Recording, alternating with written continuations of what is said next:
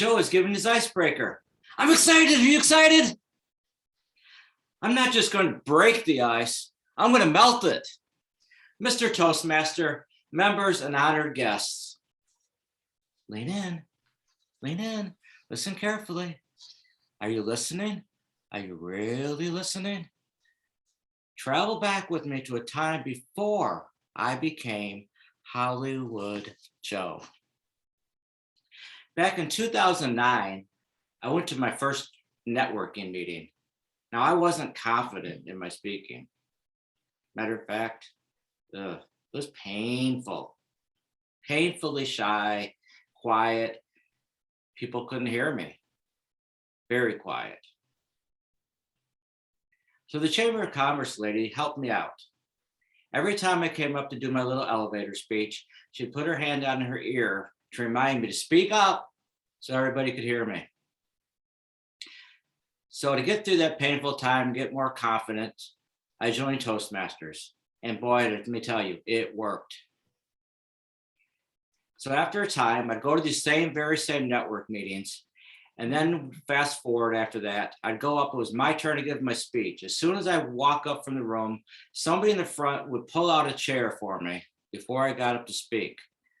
Let me change the background here. So here's me standing on the chair at the network meeting. This was about 8 years ago. So I stand up on the chair.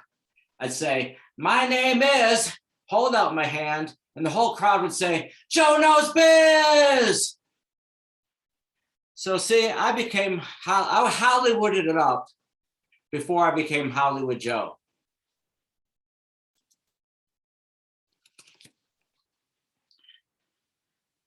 Now, about 8 years ago, for whatever reason, I took a break from Toastmasters. I rejoined last year in June.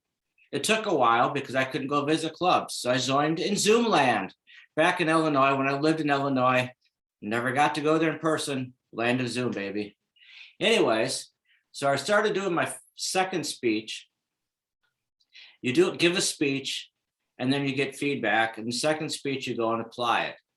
Well, I tried to apply this feedback and failed miserably.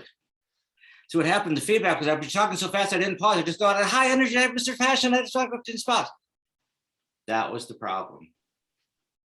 So I got this evaluation that was a little rough about slowing down and pausing, so bad that even though I gave a speech that says never quit, never give up on your passions, I wanted to quit.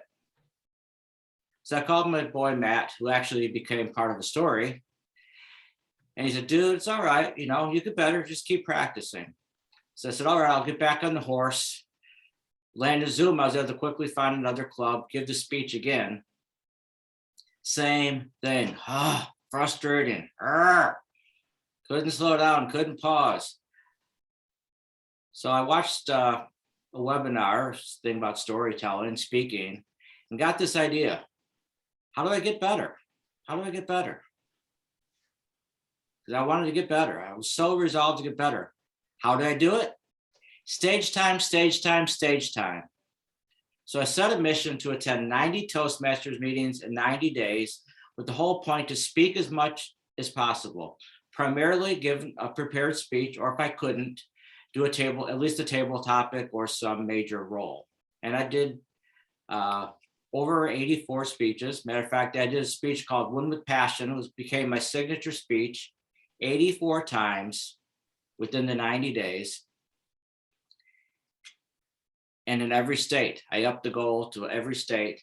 Matter of fact, I went from the goal of 90 days of meetings to 97 meetings in 93 days. Who does that? Say Hollywooded it up again.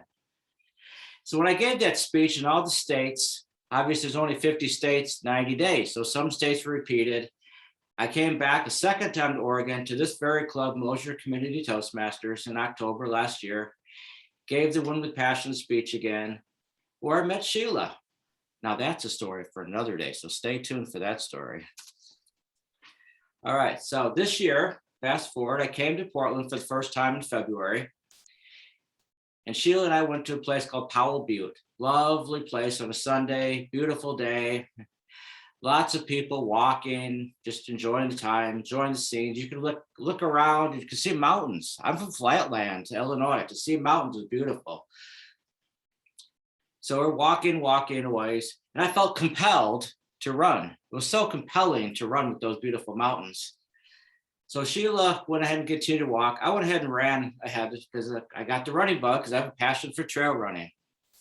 So I get down the hill and I see this family running down. Like, that's interesting, because they were behind me walking. So I get back, catch up to Sheila. She catches up to me again. She tells me a story. This little boy says to the dad, look, daddy, he's running. Can I run? So soon the entire family, they ran, they caught up to me. I was excited. They were excited. Hollywood Joe moved to the Hollywood district. I'm excited. Are you excited? Yes, here we go. The Hollywood district of Portland, Oregon. So one of my other little things that most people don't know about me, I do have a little fun with electrical work. I've worked for an electrician that came from a family of electricians. So I decided to do a little electrical work around the house here, in the Hollywood house. Wanted to add some lights. Boy, did I light it up. I lit the place up, baby. I Hollywooded it up. Check this out. Now that's a lit house. Yeah, I see that reaction there. So the next day, I saw the neighbor, Lady Marcia, who lives right across the street. I said, hey, Marcia, what do you think of the lights? With a very straight, somber tone, straight face, she's like, now, Joe, you need to be careful, or you're going to have planes landing at your house. It's so bright.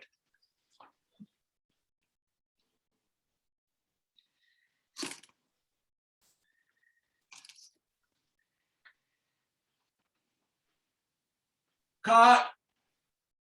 I am the director.